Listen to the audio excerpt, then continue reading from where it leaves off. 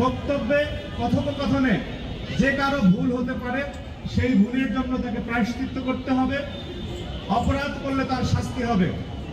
কিন্তু সমগ্র বাউল সম্প্রদায়কে যেখানে পাবে সেখানে মারতে হবে, তাদেরকে দেশ থেকে বিতাড়িত করতে হবে, এটি কোনো ধর্মীয় রাজনৈতিক দলের বৈশিষ্ট্য হতে পারে না।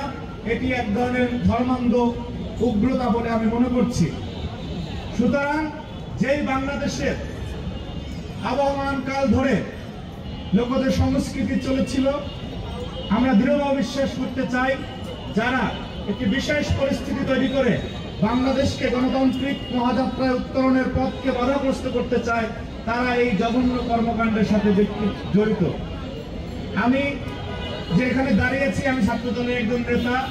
আমার কাছে মনে হচ্ছে যে এইটাকেও একটা মিসইনফরমেশন দিতে পারে, যেহেতু অপতথ্য অপপ্রচারের সংস্কৃতি চলে, যে আমি মনে হয় ইসলামের বিপক্ষে দাঁড়িয়েছি।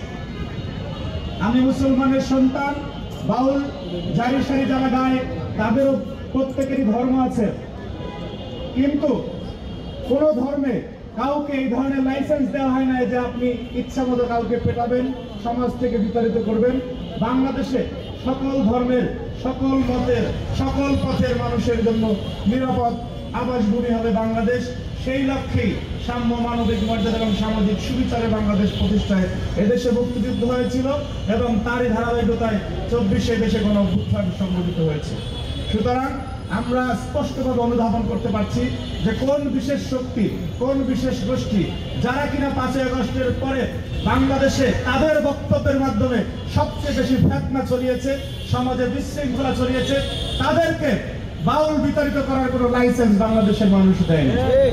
সুতরাং তারই প্রতিবাদে আজকের এই যে প্রতিবাদী গান অনুষ্ঠিত হচ্ছে, সেখানে আমি ব্যক্তিগতভাবে একজন সংস্কৃতি মনা মানুষ এবং সমাজের সচেতন মানুষ এবং বাংলাদেশপন্থী একজন নাগরিক হিসেবে আমি সংহতি প্রকাশ করছি।